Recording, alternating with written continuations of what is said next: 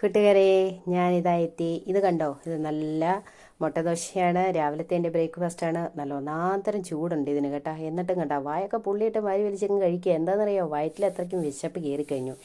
ഇനിയിപ്പോൾ കൺട്രോൾ ചെയ്ത് പിടിച്ചിരുന്നാൽ യാതൊരു കാര്യമില്ലെന്നറിയാം. അതുകൊണ്ട് ചൂടാണെന്നൊന്നും നോക്കുന്നില്ല.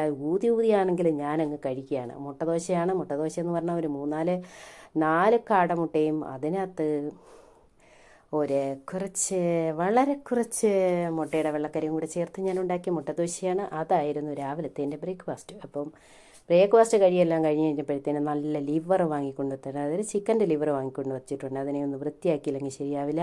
അതിൻ്റെ കുറച്ച് കറുത്ത സാധനമൊക്കെ ഉണ്ടാവും. അത് നമ്മൾ കറി വെക്കുമ്പോഴുണ്ടല്ലോ, ഭയങ്കരമായിട്ട് കഴിക്കുന്നൊരു സാധനമാണ്. അതെടുത്ത് കളയണം. അത് ക്ലീൻ ചെയ്ത് വൃത്തിയാക്കി എടുത്ത് കളഞ്ഞെങ്കിൽ മാത്രമേ നമുക്ക് ടേസ്റ്റായിട്ട് കഴിക്കാൻ പറ്റുള്ളൂ. അപ്പം ഇനി കുറച്ച് മഞ്ഞൾപ്പൊടിയും കൂടി ഇട്ടൊന്ന് വൃത്തിയായിട്ട് കരിയെടുത്തുണ്ടല്ലോ, കുറച്ച് അതിൻ്റെ മണമൊക്കെ ഒരു വല്ലാത്ത മണമുണ്ടല്ലോ. ഈ ചിക്കൻ്റെ എല്ലാ ഐറ്റംസിനും ഒരു വല്ലാത്ത മണമാണ്. അപ്പോൾ ആ മണമൊക്കെ നമുക്ക് പോയി കിട്ടും. അപ്പോൾ അതിന് വേണ്ടിയിട്ട് നമ്മൾ കുറച്ച് മഞ്ഞൾപ്പൊടിയൊക്കെ ഇട്ട് വൃത്തിയായിട്ടൊന്ന് കഴുകണ്ട. കയ്യുറയും കൂടെ വെച്ചാണ് ഇതിനെയൊക്കെ കഴുകുന്നത്. അപ്പോൾ കയ്യുറയൊക്കെ ഊരി മാറ്റി വെച്ചിട്ട് വീണ്ടും നമ്മളിത് വാരി കൂട്ടി വൃത്തിയാക്കി കഴുകിയെടുക്കുകയാണ്. ഒരു 5-6 വെള്ളത്തിൽ കഴുകണം കേട്ടോ. മഞ്ഞൾപ്പൊടിയൊക്കെ ഇട്ട് ഒരു 5-6 വെള്ളത്തിൽ കഴുകി വൃത്തിയാക്കി എടുക്കുക.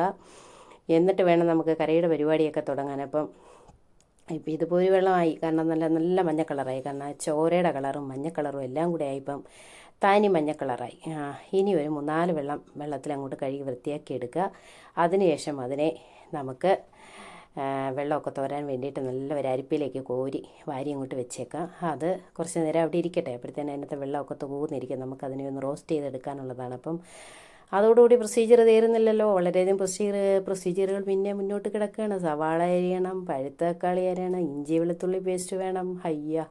ഒരുപാട് പരിപാടിയുണ്ട്. അപ്പോഴാണ് നോക്കിയപ്പോൾ അടുക്കളയിലെ സിങ്ക് ഫുള്ള് പാത്രങ്ങൾ കൊണ്ടിങ്ങനെ നിരന്ന് കിടക്കുന്നതിൻ്റെ കണ്ണിൽപ്പെടുന്നത്. എങ്കിൽ പിന്നെ ഇനിയിപ്പം ഈ സാധനത്തെ എടുത്ത് അങ്ങോട്ട് മാറ്റി വെച്ചിട്ടേ പാത്രങ്ങളൊക്കെ കഴുകാമെന്ന് അങ്ങോട്ട് വിചാരിച്ചു ഞാൻ.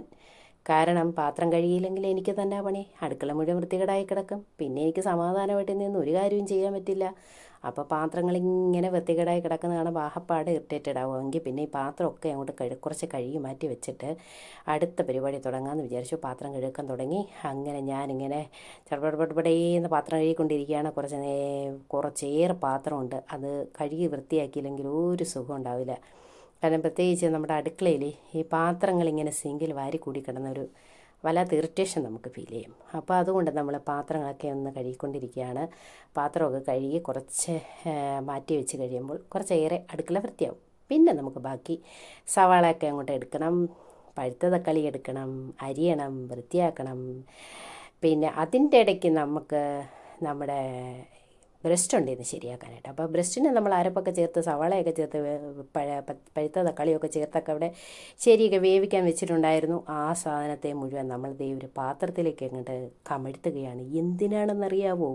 ചൂടാല് കൈ പൊള്ളിപ്പോവും. ഈ ചൂടത്ത് എങ്ങനെ ഇതിനെ അരിഞ്ഞെടുത്ത് നമ്മൾ റോസ്റ്റ് ചെയ്യും? അത് പറ്റില്ലല്ലോ നമുക്ക്. അപ്പോൾ ചൂട് പോകാൻ വേണ്ടിയിട്ട് ഇയാൾ ഇവിടെ ഇരുന്ന് അതിൻ്റെ ചൂടൊക്കെ പോട്ടെ. കണ്ടോ, ആവി വിറക്കുന്ന വല്ലതും കാണാൻ പറ്റുന്നുണ്ടോ നിങ്ങൾക്ക്? അതിൻ്റെ ചൂടൊക്കെ പോട്ടെ. ആ സമയം കൊണ്ട് നമുക്ക് വേറെ ഒരുപാട് പണികൾ കിടപ്പുണ്ട്. അപ്പോൾ അതവിടെ ഇരുന്ന് ഭദ്രമായിട്ട് അതിനെ നമുക്ക് അങ്ങോട്ട് മാറ്റി വെക്കാം. അതവിടെ ഇരുന്ന് ചൂടൊക്കെ പോയിരിക്കുന്ന സമയം കൊണ്ട് ഈ പാത്രം ഞാൻ എന്തിനാണ് ഇപ്പോഴെടുത്തതെന്ന് എനിക്ക് തീരെ മനസ്സിലാവുന്നില്ല. കാരണം ഈ പാത്രം കൊണ്ടുള്ള ഉപയോഗം നേരത്തെ എനിക്ക് കഴിഞ്ഞു പോയതാണ്. പിന്നെ എന്തിനായിരിക്കും ഞാൻ ആ പാത്രം എടുത്ത് ഓരോ ഓർമ്മയും വരുന്നില്ല.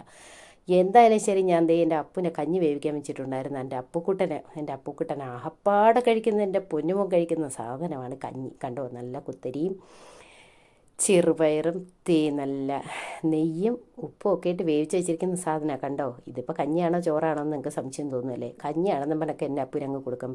എൻ്റെ അപ്പു അവന് ഭയങ്കര ടേസ്റ്റ്. ഈ നെയ്യും ഉപ്പും കുരുമുളകല്ല, ചെറുപയറൊക്കെ ചേർന്ന സാധനമല്ലേ. അതുകൊണ്ട് കുറച്ച് ടേസ്റ്റ് കൂടുതലാണ്. അതുകൊണ്ട് എന്ത് പറഞ്ഞാലും എൻ്റെ അപ്പവും കഴിക്കും. ഇനിയിപ്പോൾ നമ്മളിതേ ഫ്രിഡ്ജ് തുറന്നു. ഓനമുട്ടൻ ഫ്രിഡ്ജാണ് നിങ്ങളുടെ കേട്ടോ. അതിനകത്ത് ഞാനൊരു തക്കാളി എടുത്തിട്ടുണ്ട്. എന്തിനു വേണ്ടിയിട്ടാണെന്നറിയാവോ? നമ്മുടെ അവിടെ കരൾ നമുക്ക് വേണ്ടി ഇങ്ങനെ കാത്തിരിക്കുകയാണ്. എന്നെ ഒന്ന് ശരിയാക്കി എപ്പോഴാണ് ഇത് ശരിയാക്കുന്നതെന്ന് ചോദിച്ചിട്ട് ഇപ്പോൾ ഉണ്ട്. പാവം അതിനെ ഒന്ന് ശരിയാക്കി എടുക്കണ്ടേ. അപ്പോൾ അതിന് വേണ്ടിയിട്ട് നമ്മൾ കുറച്ച് സവാളയൊക്കെ എടുത്ത് വൃത്തിയാക്കി, ഒരു പഴുത്ത തക്കാളിയൊക്കെ എടുത്ത് വൃത്തിയാക്കി പരിപാടിയൊക്കെ കഴിഞ്ഞ് ഇനി അരിയൊക്കെ തുടങ്ങി. ഈ സവാള കുറച്ചേറെ നേരം വെള്ളത്തിലിട്ടിട്ട് ഉരിഞ്ഞെടുത്തേ അങ്ങോട്ട് അരിഞ്ഞെടുത്താലുണ്ടല്ലോ ഒരു ഗുണമുണ്ട്, കരയത്തില്ല. ഞാൻ കരയത്തില്ല കേട്ടോ, എനിക്ക് ഞാൻ കരഞ്ഞാൽ പിന്നെ ഒറ്റ പണിയുള്ളൂ, അന്ന് മൊത്തം ഇങ്ങനെ ഞാൻ ഇങ്ങനെ വലിച്ച് വലിച്ചിരിക്കും, എനിക്ക് പിന്നെ പനിയായി പോകും. അതാണ് ഈ സവാള അരിയുന്ന ദിവസം എല്ലാവരും അറിഞ്ഞ സവാള അരിഞ്ഞിട്ടുണ്ടെന്ന് ഈ വീട്ടിൽ. കാരണം എന്താണെന്നറിയോ, ഇങ്ങനെ വലിച്ചിരിക്കും. എൻ്റെ ഒരു ഗതികേട് ആരോട് പറയാൻ. അതുകൊണ്ട് ഇവർക്കെല്ലാം മനസ്സിലാവും ഞാൻ അന്നത്തെ ദിവസം ഇവിടെ സവാള അരിഞ്ഞിട്ടുണ്ടെന്ന്. ഇവർക്കെല്ലാം ആരോടും പറയാതെ തന്നെ അവർക്ക് മനസ്സിലാവും. കാരണം എൻ്റെ മൂക്കിൽ കൂടി ഇങ്ങനെ അരിച്ചിരിക്കാൻ ഈ സവാള അരിയുന്ന ദിവസം എവിടുന്നാണോ കരഞ്ഞ് എനിക്കൊരു പനി വരും. പോരെ, ഇത്രയും പോരെ. അത് കഴിഞ്ഞപ്പോൾ നമ്മൾ കുറച്ച് മല്ലിയില ഇങ്ങോട്ട് എടുത്ത്. എന്തിനാ മല്ലിയില എന്നറിയാവോ? നമ്മുടെ അവിടെ ഒരു ചിക്കൻ്റെ ബ്രസ്റ്റിനെ ശരിയാക്കാൻ വെച്ചിട്ടില്ലേ, അതിന് നമുക്ക് ടേസ്റ്റ് മേക്കറായിട്ട് അവസാനം നമുക്ക് മല്ലിയിലയൊക്കെ ഇട്ടൊന്ന് ശരിയാക്കി. അവസാനമല്ല, ആദ്യം തന്നെ മല്ലിയില ഇടണം. അപ്പോൾ അതിൻ്റെ ഈ മല്ലിയിലയ്ക്കും കാര്യം പറഞ്ഞാൽ വേറെ ടേസ്റ്റ് ഉണ്ട് കേട്ടോ. ആ ടേസ്റ്റ് പോകണമെന്നുണ്ടെങ്കിൽ തീർച്ചയായിട്ടും ഈ മല്ലിയില ആദ്യം തന്നെ അങ്ങോട്ട് സെറ്റ് ചെയ്ത് വെക്കുന്നതായിരിക്കും നല്ലത്. അപ്പോൾ ആ മല്ലിയിലയും കൂടെ നമ്മൾ അരിഞ്ഞ് വെച്ച് കഴിഞ്ഞാൽ അടുത്ത പരിപാടിക്ക് പോയി നമ്മൾ. എന്താണെന്നറിയാവോ, ഇനി ഇരിക്കുന്ന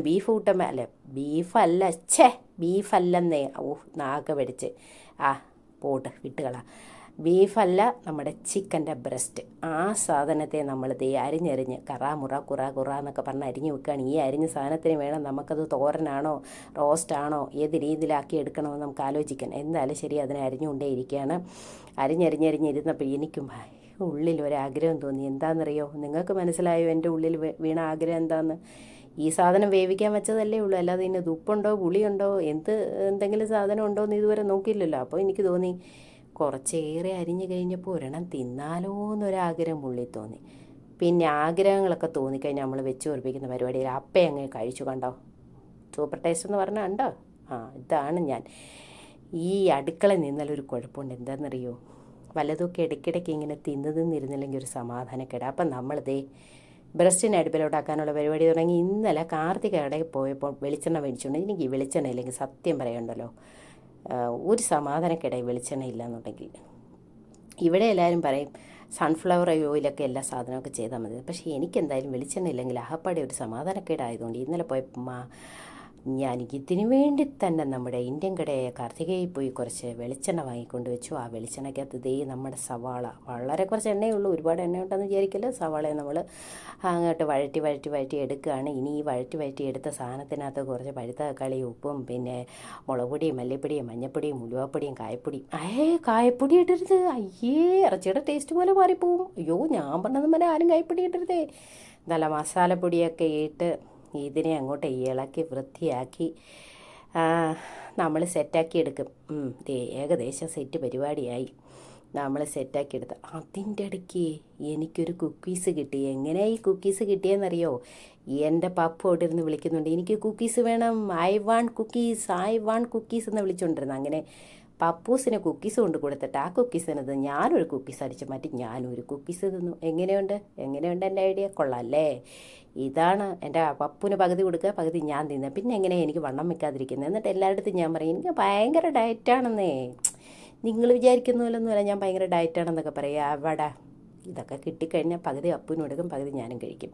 കാരണം എന്തിനാ ഇത് കഴിച്ചതെന്ന് ഇവിടെ ആരും ചോദ്യം ചെയ്യാൻ വരത്തില്ലല്ലോ. അതുകൊണ്ട് നമുക്ക് സ്വാതന്ത്ര്യമില്ലയോ, കൈ കിട്ടുന്നതൊക്കെ പറക്കി തിന്നു. അപ്പോൾ അങ്ങനെ എൻ്റെ ചിക്കൻ ബ്രസ്റ്റ് ഏകദേശം റെഡിയായി. ഇപ്പോൾ ഇത് തോരനാണോ റോസ്റ്റാണോ എന്നുള്ളത് നിങ്ങൾ തീരുമാനിക്കുക. ഓക്കെ, കണ്ടിട്ടിപ്പോൾ തോരനോ റോസ്റ്റ് പോലെയൊക്കെ ഇരിപ്പണം. അതിന് നമ്മളൊരു പാത്രത്തിലേക്ക് എടുത്ത് മാറ്റി വെച്ചിട്ട് നമ്മൾ വീണ്ടും അടുത്ത കലാപരിപാടി തുടങ്ങിയിരിക്കുകയാണ്. നമ്മൾ അടുത്ത കരളുമായിട്ടുള്ള മല്ലയുദ്ധം നമ്മളിവിടെ തുടങ്ങിയിരിക്കുന്നു.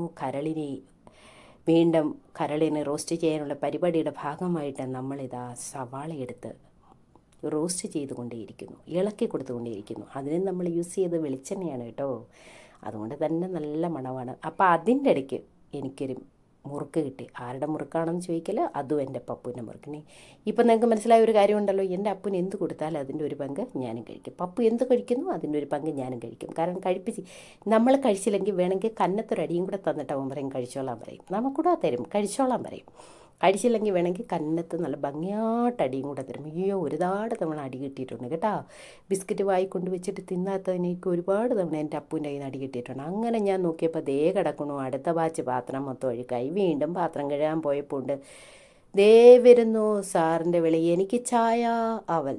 ഓഹോ, അപ്പോൾ എവിടുത്തെ അവലാന്നറിയാം, കണ്ണൂർ അവല ഉണ്ടാക്കേണ്ടത്, ഇവിടുത്തെ നമ്മുടെ സാധാരണ നോർമൽ അവലല്ല. എങ്കിൽ പിന്നെ ഇനിയിപ്പോൾ ചായ അവലും ഉണ്ടാക്കി കൊടുത്തിട്ട് തന്നെ ബാക്കി കറിയെന്ന് വിചാരിച്ച്. അപ്പം നിങ്ങൾ ഓർക്കണം, സമയം ഇപ്പം എത്രയായെന്നറിയാം, മണി 2:30 2:45. ഈ 2:45 ആയതുകൊണ്ടാണ് സാറ് ഉച്ചഭക്ഷണമായി വിളിക്കുന്നത്. സാറിൻ്റെ ഉച്ചഭക്ഷണം എന്താണെന്ന് നിങ്ങൾക്ക് മനസ്സിലായോ? ചായയും അവലും. എങ്കിൽ പിന്നെ അവലുണ്ടാക്കി കളയാമെന്ന് വിചാരിച്ചു. കുറച്ച് തേങ്ങ അങ്ങോട്ട് കണ്ടോ, ചിരവ വെച്ച് താഴെ ഇരുന്ന ഞാൻ കണ്ടോ, സിംഗപ്പൂരാന്ന് പറഞ്ഞിട്ട് വല്ല കാര്യമുണ്ടോ? നാട്ടിലെ കാര്യങ്ങളല്ലേ ചെയ്യണത്. അങ്ങനെ തേങ്ങയൊക്കെ തിരികെ എടുത്ത് മിക്സിക്കകത്തോട്ട് കുറച്ച് അവൽ വിട്ട് തേങ്ങയിട്ട് അതിനെ ഇനി നമ്മളൊന്ന് കറക്കിയെടുക്കാൻ പോവാണ്. അപ്പോൾ കണ്ടോണേ, എൻ്റെ അഹങ്കാരം നോക്കിക്കോ. ആ ശർക്കര കണ്ടോ, അത് മുഴുവനെ ഇട്ടു. വല്ല കാര്യമുണ്ടോ? ആ ശർക്കരയെ ഒരു പിച്ചാത്തി എടുത്ത് വെച്ച് പതുക്കെ പതുക്കെ ഒന്ന് ചിരണ്ടി അതിനകത്തിട്ട് യോജിപ്പിച്ചിരുന്നെങ്കിൽ മര്യാദയ്ക്ക് അത് അരഞ്ഞ് കിട്ടിയേനെ. ഇതിനെ കൊണ്ടുപോയി വലിയ ഗമയെ കൊണ്ടുപോയി മിക്സിക്കകത്തിട്ടിട്ട് ആവട്ടെ, അതരഞ്ഞ് കിട്ടിയതൊന്നുമില്ല. അതവിടെ കിടന്ന് പക്കട കുക്കട എന്ന് പറഞ്ഞാൽ ഭയങ്കരമായ ബഹളമായിരുന്നു. അവസാനം ഓടിച്ചാടി ചെന്ന് ഞാൻ മിക്സി ഓഫ് ചെയ്തിട്ട് ഞാൻ പറഞ്ഞു, എൻ്റെ പൊന്നുമോനെ നീ വാ, നമുക്ക് നിന്നെ ശരിയാക്കി തരാമെന്ന് പറഞ്ഞാൽ വീണ്ടും ഒരു പിച്ചാത്തി എടുത്ത് ഞാൻ അതിനെ നല്ലവണ്ണം അങ്ങോട്ട് അരിഞ്ഞ് അതിനകത്തിട്ടൊന്ന് മിക്സ് ചെയ്തെടുത്തപ്പോൾ അവലുമായി ഇതേ ചായയായി. ഇനിയിപ്പോൾ ഈ സാധനം ഞാൻ കൊണ്ടു കൊടുത്തിട്ട് വരട്ടെ, അല്ലെങ്കിൽ ഇനി അടുത്ത വിളി വരും, അയ്യോ എൻ്റെ ചായ വന്നില്ല, എൻ്റെ അവൽ വന്നില്ല എന്ന്. അപ്പോൾ അപ്പോഴത്തേനും ഞാൻ തിരിച്ചു വന്നപ്പോഴത്തേനും നമ്മുടെ കരളിച്ചേട്ടൻ ഇവിടെ റോസ്റ്റായി അങ്ങനെ അടിപൊളിയായിട്ടിരിപ്പുണ്ട്. ഇനിയിപ്പോൾ വേണ്ടത് എന്താണെന്ന് നിങ്ങൾക്കറിയാവോ? മണി 2:45 3 മണിയായി. എൻ്റെ വയറ്റിൽ കിടന്ന് കുറച്ച് നേരം കൊണ്ട് വിളിക്കുന്നുണ്ട്, ഒന്നും തരുന്നില്ല. ഈ സമയത്തിനങ്ങ് പല സാധനങ്ങൾ വയറ്റിലെത്തി. കുക്കീസ് ചെന്ന്, മുറുക്ക് ചെന്ന്, ഇനിയിപ്പോൾ അടുത്തൊരു സാധനം കൂടെ കഴിക്കും. അത് ഇന്നലെ ഉണ്ടല്ലോ സാറ് വാങ്ങിച്ചതാണ് പുറത്തുനിന്ന്. പക്ഷെ സംഭവത്തിന് പേരെന്തോന്ന് അറിയത്തില്ല, ചോദിക്കരുത്. എന്തോ അതിന് നല്ല മീനിൻ്റെ ടേസ്റ്റായിരുന്നു. അതിൻ്റെ ഉള്ളിൽ വെച്ചിരിക്കുന്ന സാധനം മീനാണെന്ന് തോന്നുന്നു. അതിന് ടേസ്റ്റായിരുന്നു. സംഭവം എന്തായാലും അത് കഴിച്ചു. ഇതിൻ്റെ പേരൊന്നും ചോദിക്കല്ല, എനിക്കറിയത്തില്ല. സാറ് വാങ്ങിച്ചു വെക്കുന്ന സാധനത്തിനൊക്കെ പേര് ചോദിച്ചു കഴിഞ്ഞാൽ നമ്മൾ ആഹാ എന്തോന്നടേ ഇത് എന്ന് ചോദിക്കേണ്ടി വരും. അപ്പം നമ്മൾ അതും കഴിച്ചിപ്പോൾ ഇത്രയും കഴിച്ചിട്ടും പറ്റി കിടന്ന ആൾ വിളിക്കുകയാണ്, വിശക്കുന്നേ ഒന്നും തരുന്നില്ലയോ. അപ്പം ഞാൻ ഫുഡ് കഴിക്കാൻ പോവാണ്. ഉച്ചത്തെ ഭക്ഷണമാണ്, ലഞ്ചാണ് കഴിക്കാൻ പോകുന്നത്. അപ്പോൾ ലഞ്ച് കഴിക്കാൻ പോകുന്നതല്ല, യെല്ലോ റൈസാണ്. യെല്ലോ റൈസിൻ്റെ കൂടെ നമ്മുടെ പലക്കരു പപ്പുവാണത്. അത് മെഞ്ഞാത്ത റെസിപ്പി ആയിരുന്നു. ഞാൻ പലക്കരു പപ്പ് ഇട്ടിരുന്നത്. പലക്കരു പപ്പ് ഇവിടെ എല്ലാവർക്കും ഭയങ്കര ഇഷ്ടമായതുകൊണ്ട് ഒരു ഹൈദരാബാദിയൻ ഡിഷസാണ് അത്. എല്ലാവർക്കും വളരെയധികം ഇഷ്ടമായതുകൊണ്ട് നമ്മളിങ്ങനെ സ്റ്റോക്ക് ചെയ്ത് ഫ്രിഡ്ജിൽ ഉണ്ടാക്കി വെച്ചിരിക്കുകയാണ്. അപ്പോൾ അതിൻ്റെ കൂടെ നമ്മുടെ കരളിനെയും കൂടി എടുത്തിട്ട് ഞാൻ ദൈ മടമട കഴിക്കാൻ പോവുകയാണ്. നിങ്ങൾ വേറൊന്നും വിചാരിക്കരുത്, എൻ്റെ വയറ്റിൽ കിടന്ന് നിലവിളിക്കാൻ തുടങ്ങിയിട്ട് കുറച്ചേറെ നേരമായി. ഇനിയും അതിനെന്തെങ്കിലും ഞാൻ കൊടുത്തില്ലെങ്കിൽ അത് കുറച്ചുകൂടെ ശക്തിയായിട്ട് നിലവിളിക്കാൻ തുടങ്ങും. അതുകൊണ്ട് ഞാൻ ഈ സ്റ്റൂളിലേട്ട് വിട്ടിരുന്ന് കഴിക്കാൻ പോയി. ഈ പാത്രത്തിലേ യെല്ലോ റൈസ് പാത്രത്തിൽ കൊണ്ടുവന്നു ഓവനിൽ കൊണ്ടുവച്ചാൽ ചൂടാക്കി. ഫ്രിഡ്ജിരുന്ന യെല്ലോ റൈസാണല്ലോ. അപ്പോൾ എൻ്റെ കൈ പിടിച്ചിട്ട് കൈ പൊള്ളുന്നുണ്ട്. ഞാൻ രാവിലെ ദോശ തിന്നത് ഇങ്ങനെ തന്നെയല്ലേ പിള്ളേരെ? മുട്ട ദോശ തിന്നപ്പോഴും കൈ പൊള്ളിയോ വാ പൊള്ളിയിട്ടാണ് തിന്നത്. ഇപ്പോൾ കൈ പൊള്ളുവാണ്. ഒരു രക്ഷയില്ല. ഡൈനിങ് ഹാളിൽ പോകണമെന്നുണ്ടെങ്കിൽ ഇവിടെ നിന്ന് ഞാൻ ഇറങ്ങി, അടുക്കളയിൽ നിന്ന് ഞാൻ ഇറങ്ങി ഹാളിൽ പോയി ഡൈനിങ് ടേബിളിൻ്റെ പുറത്തിരുന്ന് കഴിക്കണം. അതേ വിധം അടുക്കളയിൽ ഇരുന്ന് കഴിക്കുന്നില്ലേ. ഇപ്പോൾ അതാണെങ്കിൽ വിശന്നിട്ടും പാടില്ല. അപ്പോൾ അതുകൊണ്ട് ഇവിടെ ഇരുന്ന് തന്നെ കഴിക്കാമെന്ന് ഞാനങ്ങ് തീരുമാനിച്ചു. അപ്പോൾ നിങ്ങളൊക്കെ എന്താ കഴിച്ചത്? ബ്രേക്ക്ഫാസ്റ്റൊക്കെ കഴിക്കുന്നത്? ബ്രേക്ക്ഫാസ്റ്റ് കഴിച്ച് കഴിഞ്ഞാൽ അതെ ലഞ്ചിൻ്റെ ടൈമായി. മണി 3 ഓർമ്മ വേണം നിങ്ങൾക്ക്. മണി 3 ഞാൻ ഈ ഫുഡ് കഴിക്കുന്ന ആരെയും നോക്കാതെ ഞാൻ ഫുഡ് തകർത്ത് കഴിക്കുകയാണ്.